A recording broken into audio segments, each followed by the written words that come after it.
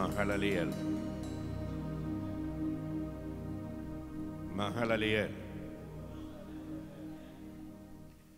Nous allons passer un moment à manger le message de la parole de Dieu. Je vous demande de bien goûter ce message.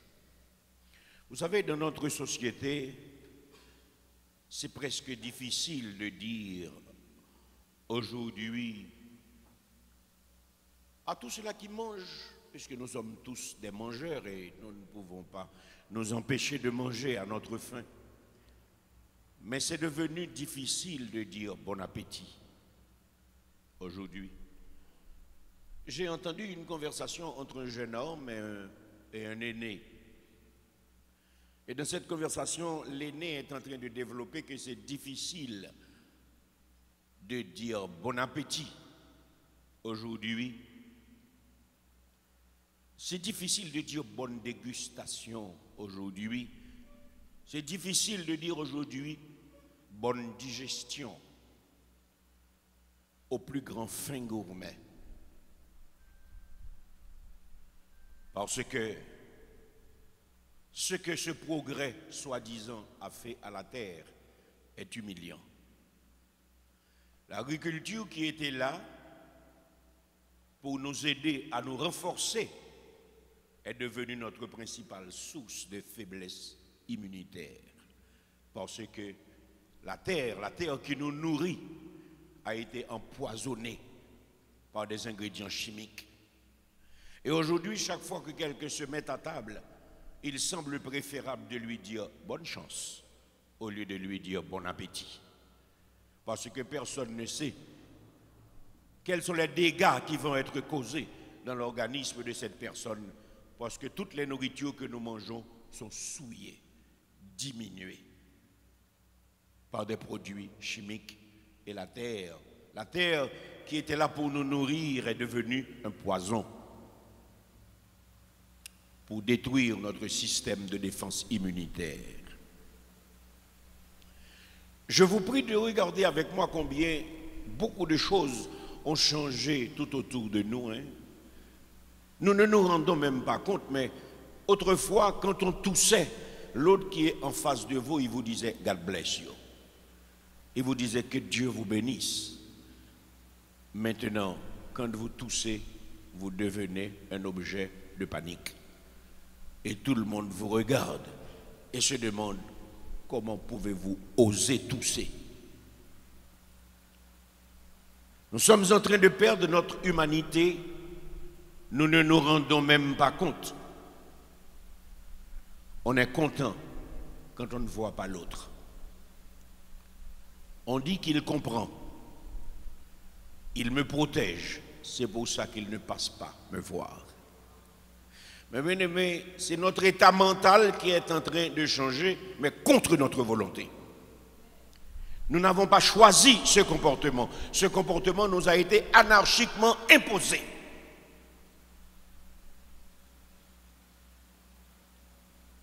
Nous sommes déshumanisés. On est en train de devenir tout autre que ce que l'on est en réalité parce que nous nous battons contre nous-mêmes pour ne pas sauter sur l'autre. Quand vous le voyez, vous sentez quelque chose vous traverser, vous voudriez être dans ses bras, mais vous êtes retenu par cette force qui est indépendante de votre volonté. Tout autour de nous change.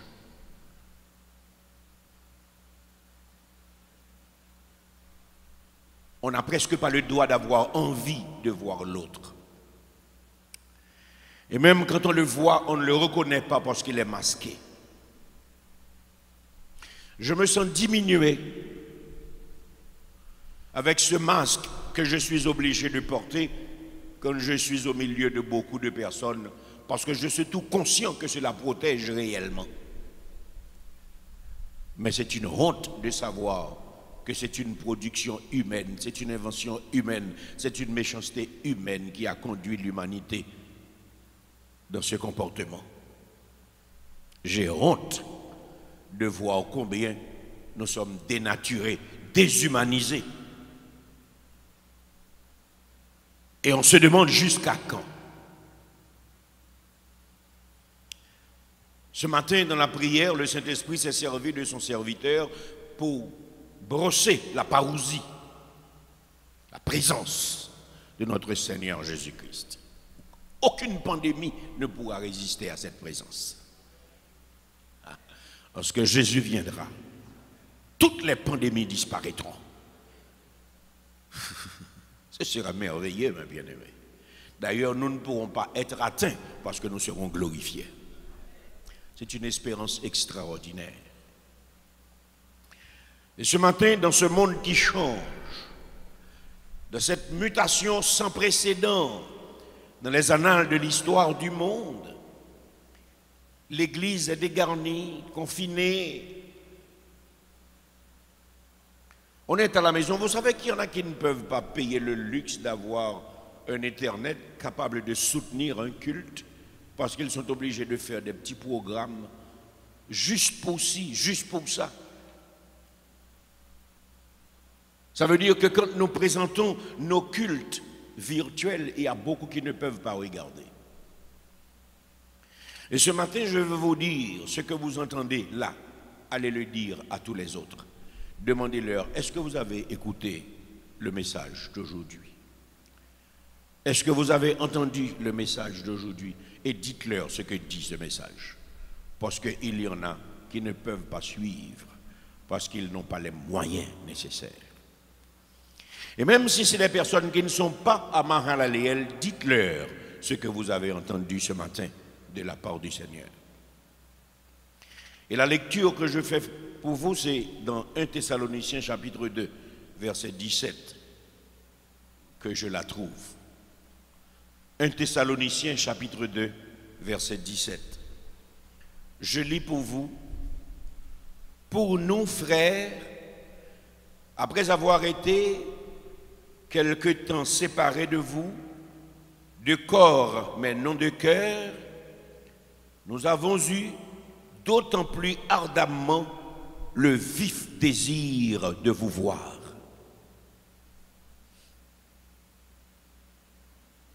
Pour nous, frères, après avoir été quelque temps séparés de vous, de corps mais non de cœur, nous avons eu d'autant plus ardemment le vif désir de vous voir.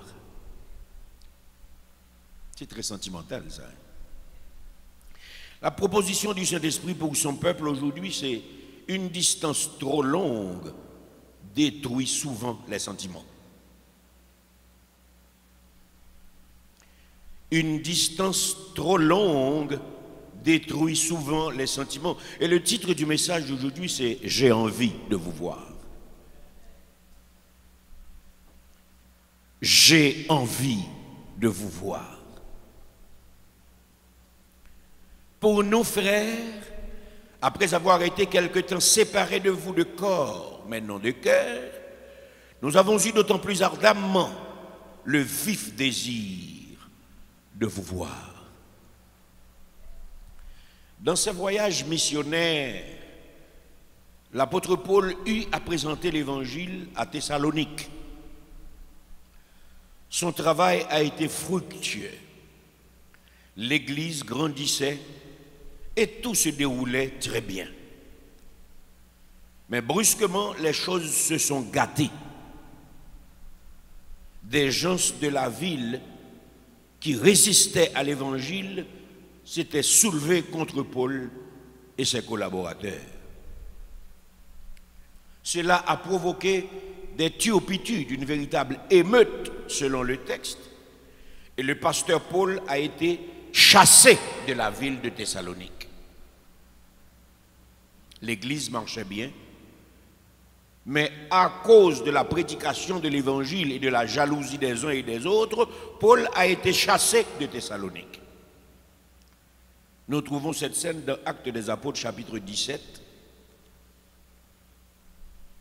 Dans Actes des Apôtres chapitre 17, versets 5 à 9, où la parole nous dit « Mais les Juifs jaloux prirent avec eux quelques méchants hommes de la populace provoquèrent des attroupements et répandirent l'agitation dans la ville.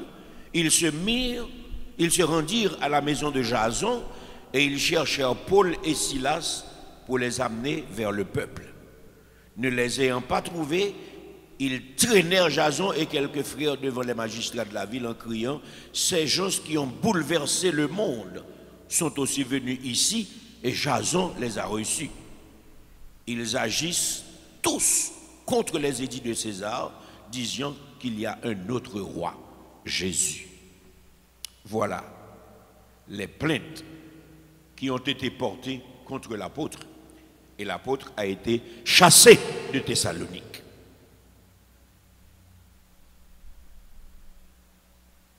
Le temps a passé depuis que Paul a laissé Thessalonique. Le silence se fait long et la communication n'était pas aussi facile qu'aujourd'hui. Les sentiments de l'apôtre sont ravagés par une situation désastreuse. Paul aimait le travail de Dieu. Paul aimait les églises qu'il eut à fonder. Il aimait ses assemblées avec beaucoup de force.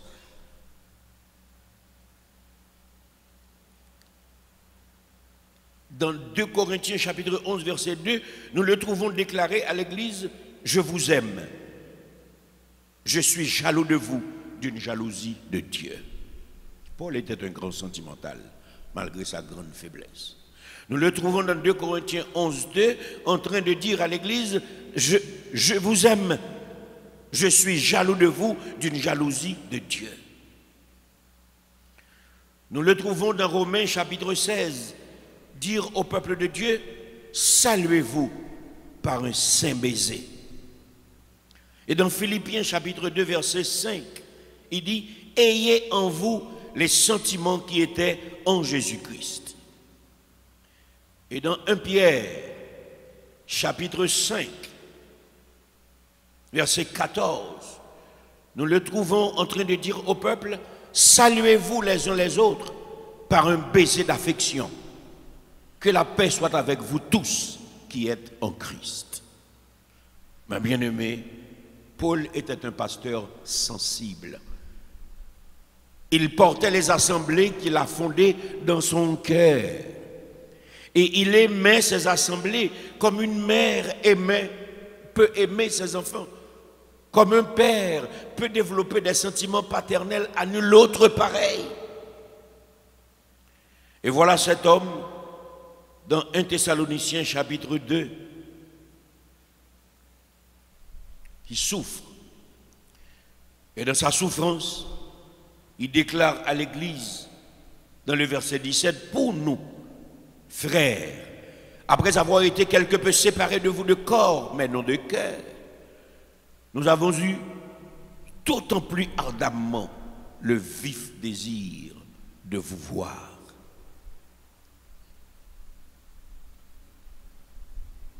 Le vif désir de vous voir.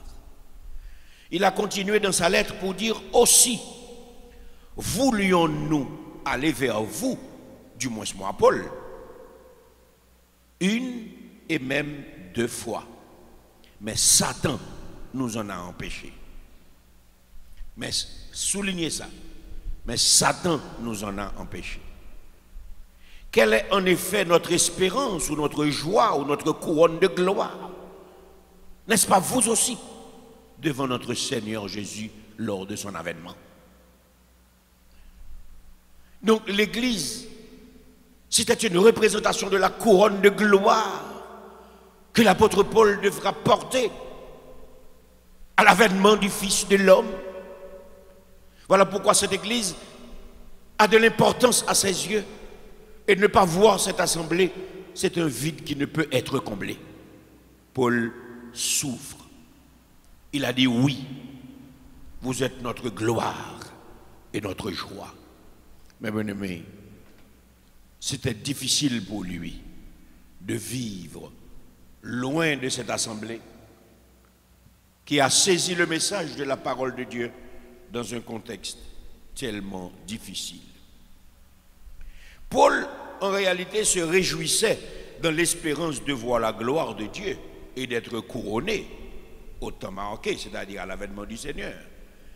Mais il souffrait aussi car Paul était arraché de l'affection de l'Église, selon Acte 17, verset 5. Il était arraché de l'affection de cette assemblée brusquement. À bien comprendre ce texte, il y avait en plus des relations spirituelles entre le pasteur et son Église, une affection paternelle.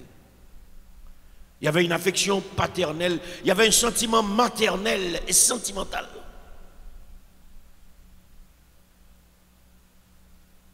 Vous savez qu'on peut aimer réellement si l'amour, comme nous le comprenons sur la terre, l'éros, est devenu rare à cause des sentiments personnels et l'égoïsme, mais le agapé peut exister encore.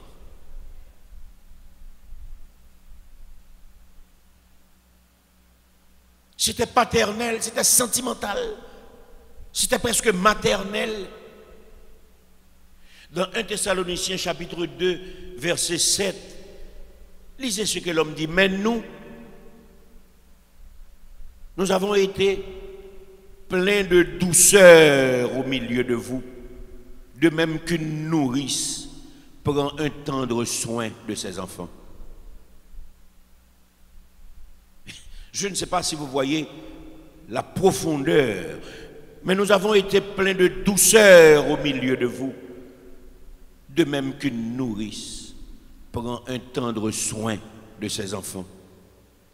C'est ce que l'apôtre Paul dit à l'église de Thessalonique dans 1 Thessaloniciens chapitre 2 verset 7. Et dans les versets 11 et 12, nous pouvons lire: vous savez aussi que nous avons été pour chacun de vous ce qu'un père est pour ses enfants, vous exhortant, vous consolant, vous conjurant de marcher d'une manière digne de Dieu qui vous appelle à son royaume et à sa gloire. Mais bien aimé, l'apôtre Paul aimait l'Église. Cette séparation était sévère. L'Église souffrait. Paul aussi souffrait.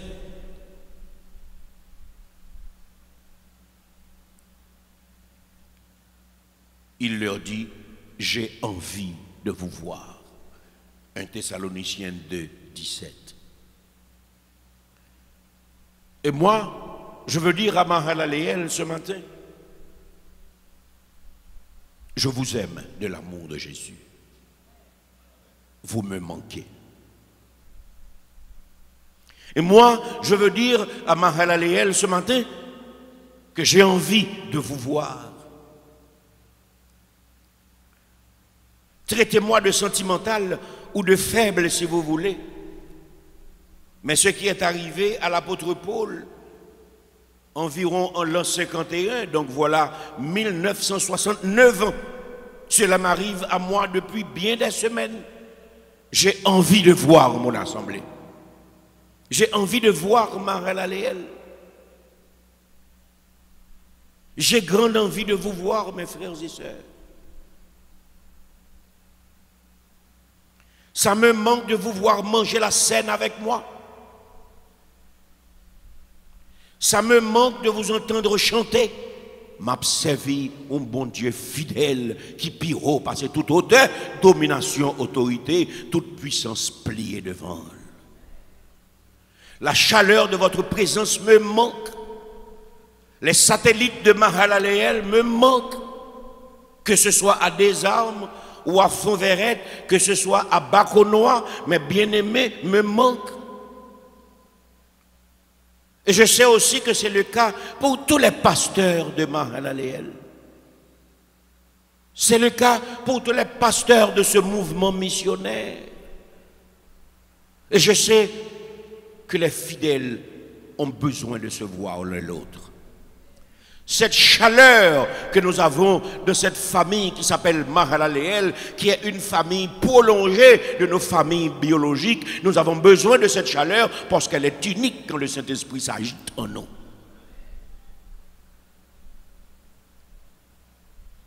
Et je sais qu'il y a des fidèles, réellement fidèles, qui sentent que leur assemblée leur manque ce matin. Et dans mon cœur de pasteur, je sens qu'il y a beaucoup de membres qui nous regardent sur le web, qui ont envie de voir l'assemblée. Même si ce sont des membres à distance, même s'ils sont virtuels, mais cette assemblée les manque. Je sais qu'il y a qui nous regardent dans beaucoup de pays très loin, mais qui, à un moment de la durée, ont fréquenté cette assemblée et qui regardent qui est-ce qui est venu, qui est-ce qui n'est pas venu. Ah, un tel n'était pas là dimanche, un tel n'était pas là dimanche. C'est comme si le web, c'est le prolongement de l'assemblée physique de Mahalaleel. Et il y a un grand vide qui a besoin d'être comblé. Ce matin, je vous dis deux choses. Un, prenez courage. Deux, ne perdez pas à l'esprit que nous avons envie de vous voir. Prenez courage, car Dieu est fidèle. Le confinement est pour un temps. Bientôt, on se rencontrera dans un Alléluia merveilleux, à la plus grande gloire de notre Dieu. En attendant, gardez la foi. Laissez vos regards fixés sur le Maître. Évitez les provocations. Évitez les faux prophètes. Évitez les fausses doctrines. Évitez les pêcheurs d'aquarium. Évitez ces pêcheurs de tilapia qui pêchent dans les bassins de maison, mais qui ne peuvent pas aller dans les grandes eaux pour pêcher pour la gloire de Dieu. Ne vous mettez pas avec des infidèles. Si les assemblées sont confinées, souvenez-vous que vous êtes le temple de Dieu. La grâce n'est pas confinée. Rien ne peut vous empêcher d'entrer en contact avec votre Dieu. Seulement, souvenez-vous de cette exhortation que nous lisons dans Philippiens chapitre 3, versets 1 à 3. Au reste, mes frères, réjouissez-vous dans le Seigneur. Je ne me lasse point de vous écrire les mêmes choses. Et pour cela, excusez-moi, au reste, mes frères, réjouissez-vous dans le Seigneur. Je ne me lasse point de vous écrire les mêmes choses.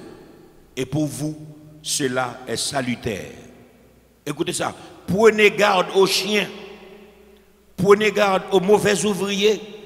Prenez garde aux faux circoncis. Car les circoncis, c'est nous qui rendons à Dieu notre culte par l'Esprit de Dieu, qui nous glorifions en Jésus-Christ et qui ne mettons point notre confiance dans la chair. C'est la recommandation de Dieu dans le confinement parce que les brebis sont exposées. La deuxième chose que je veux vous dire, ne croyez pas sous aucun prétexte que ce confinement des églises est innocent. Ne croyez pas sous aucun prétexte que ce confinement des églises est innocent. Ouvrez vos yeux spirituels. Plein de preuves nous montrent que Satan, l'ennemi de Dieu, l'ennemi du bien et de la vérité, est à l'œuvre. Il est à l'œuvre en vue justement de vous affaiblir. Soyez fermes.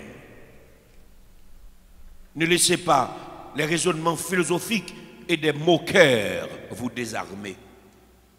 N'oubliez pas que Satan et ses démons ont une grande liberté d'action sur la terre.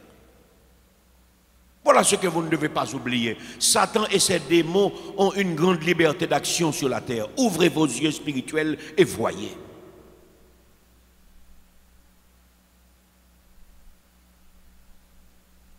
Dans 1 Thessaloniciens, chapitre 2, Dans le verset 18, la Bible dit, aussi, voulions-nous aller vers vous, du moins moi, Paul, une ou même 2 fois, mais Satan nous en a empêchés.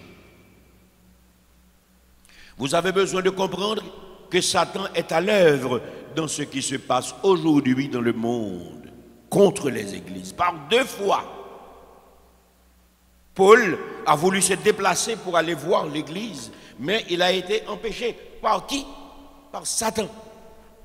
C'est ce qu'il dit. Ils avaient été empêchés par Satan.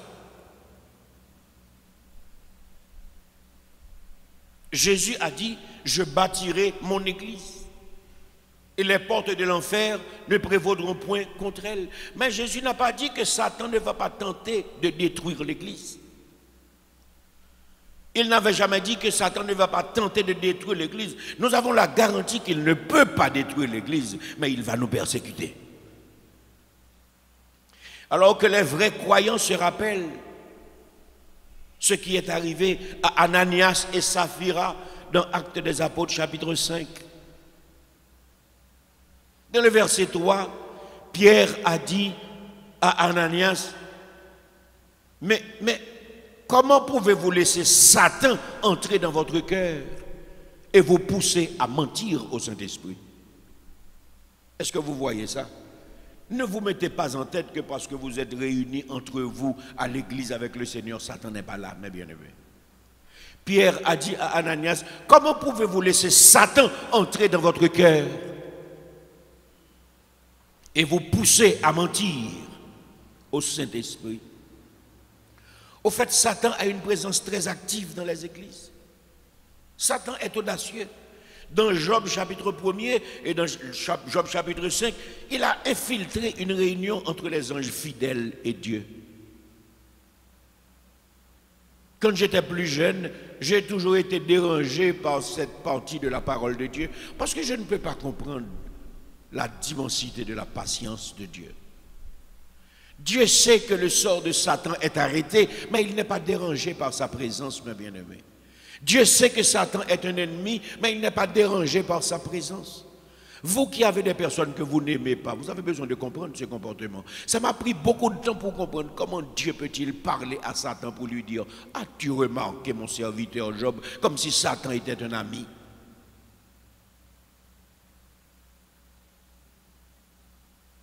La dimension de sa patience dépasse l'imagination ou les raisonnements humains.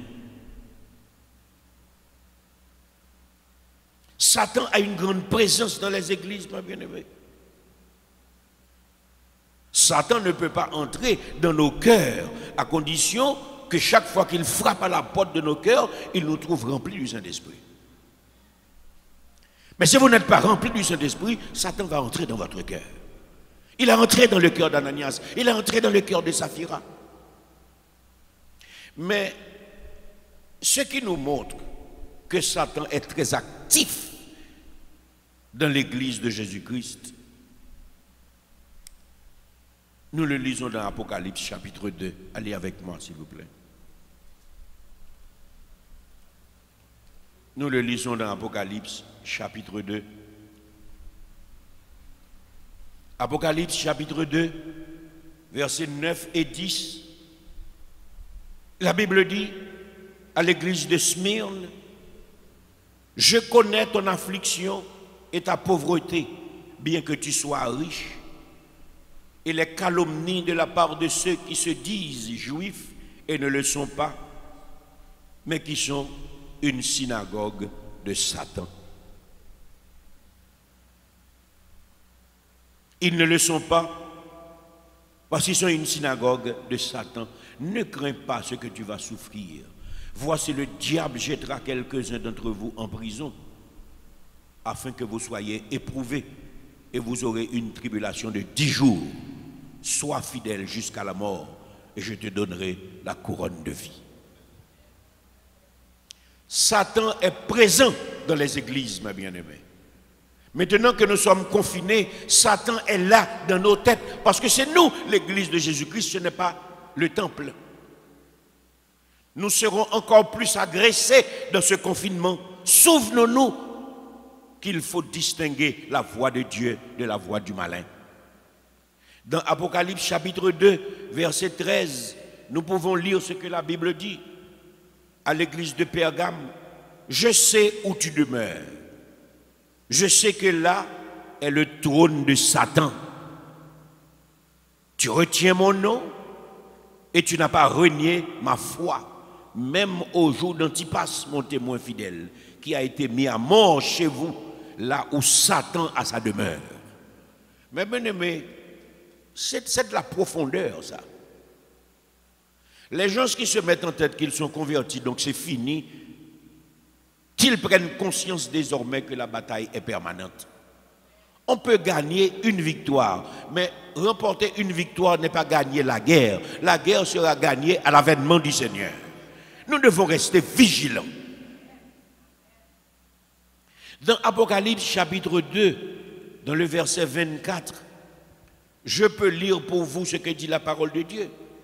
À vous, à tous les autres de Thyatire, qui ne reçoivent pas cette doctrine et qui n'ont pas connu les profondeurs de Satan, comme il les appelle, je vous dis, je ne mets pas sur vous d'autres fardeaux. Seulement, ce que vous avez, retenez-le jusqu'à ce que je vienne. Seulement, amen, alléluia, ce que vous avez, retenez-le jusqu'à ce que je vienne. C'est terrible, mes bien-aimés, ce que Satan a une présence active dans les églises. Et beaucoup de gens qui sont convertis se laissent aller. Ils se laissent entraîner par le monde. Ils sont pris dans les courants de la ruse et ils ne réalisent pas que Satan se déguise en ange de lumière. J'aime quand Paul les appelle des chiens. Parce que à l'époque où Paul écrivait, il n'y avait pas de chien de garde, il n'y avait pas de chien de chasse, il n'y avait pas de chien police. Il y avait des chiens errants. Et ces chiens étaient des charognards. Et ces chiens étaient mal fagotés, ils dévoraient n'importe quoi. Et ils arrivaient n'importe où sans invitation. Et Paul a pris cette illustration pour leur dire que les faux docteurs, les fouineurs qui viennent vous inviter dans des choses qui ne sont pas conformes à la volonté de Dieu, considérez-les comme des chiens errants, des charognards. Ne les suivez pas. C'était sévère comme langage, mais ces gens qui pataugent avec Satan et qui viennent prier avec vous ne sont pas dignes. Vous devez les éviter. Parce que vous avez une itinéraire. Vous allez au ciel, mes bien-aimés. Il ne faut pas jouer avec ça. Dans Apocalypse chapitre 3, dans le verset 9, la Bible dit, en parlant de l'église de Philadelphie, voici, je te donne quelques-uns de ceux de la synagogue de Satan qui se disent juifs et qui ne le sont pas, mais qui mentent. Voici, je les ferai venir se prosterner à tes pieds et reconnaître que je t'ai aimé. Mais si vous ne résistez pas, comment viendront-ils? Vous devez garder la foi que Jésus-Christ seul est Dieu. On viendra vous dire n'importe quoi, mais marchez dans la saine doctrine. Souvenez-vous, l'église de Philadelphie, c'était l'église sans reproche, mais Jésus lui a dit, voici, je te donne quelques-uns de ceux de la synagogue de Satan qui se disent juifs et qui ne le sont pas, mais qui mentent. Voici, je les ferai venir se prosterner à tes pieds et reconnaître que je t'ai aimé. Parce que tu as gardé la parole de la persévérance en moi, je te garderai aussi à l'heure de la tentation qui va venir sur le monde entier pour éprouver les habitants de la terre. Je viens bientôt, retiens ce que tu as afin que personne ne prenne ta couronne.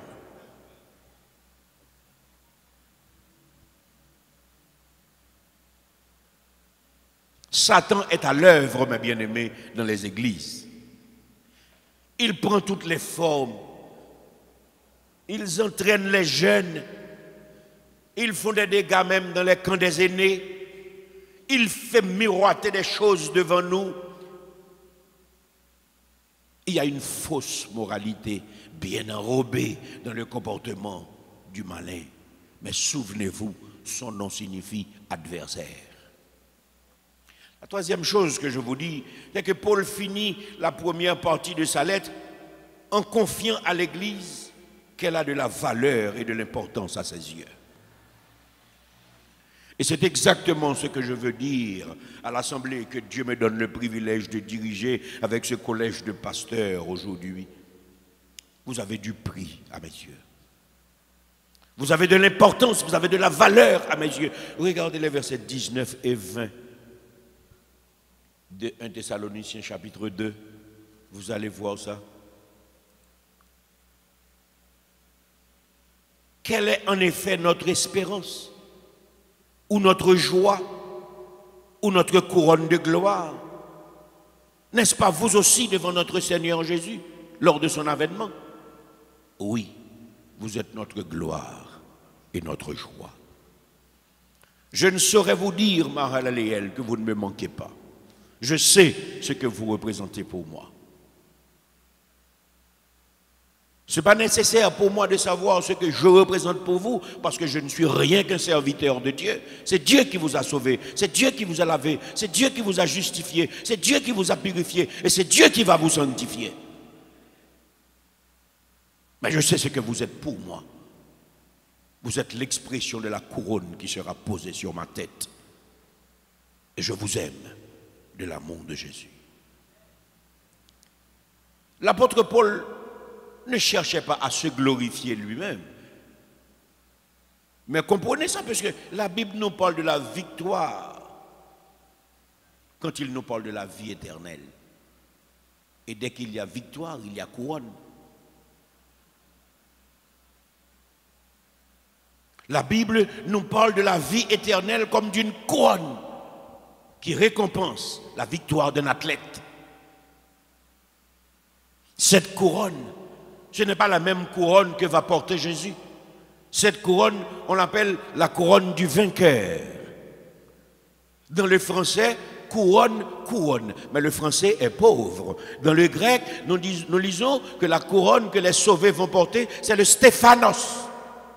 C'est-à-dire la couronne des vainqueurs. Et la couronne que Jésus va porter, c'est le diadème. C'est la couronne de gloire. C'est la couronne du roi. Paul ne parle pas en l'air dans les versets 19 et 20, parce que la Bible nous parle de 5 couronnes qui sont prévues pour les sauver. Wow, wow, wow. La Bible nous parle de 5 couronnes qui sont prévues pour les sauver. Dans 1 Corinthiens 9, verset 25, c'est la couronne incorruptible. Donc c'est la victoire du salut sur la corruption. Dans 2 Timothée 4, 8, c'est la couronne de justice. C'est la victoire du salut sur l'injustice. Dans 1 Pierre 5, verset 4, c'est la couronne incorruptible de la gloire.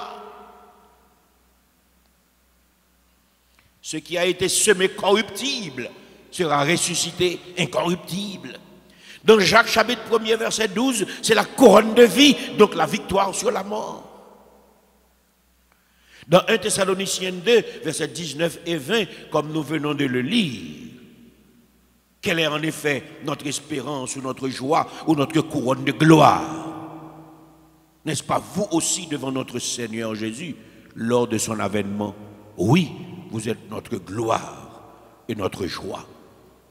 Cette couronne de gloire qui célèbre la victoire sur Satan et sur les persécutions des croyants. Nous devons nous battre pour cette victoire. En confinement, là où nous sommes, souvenons-nous que Dieu est vivant. En attendant la bienheureuse espérance de chanter un cantique nouveau ensemble dans cette adresse. Courage. Il n'y a pas de couronne sans combat. Courage. Il n'y a pas de Canaan sans désert. Courage. Dans l'espoir de nous revoir bientôt. Courage. La paix soit avec chacun de vous.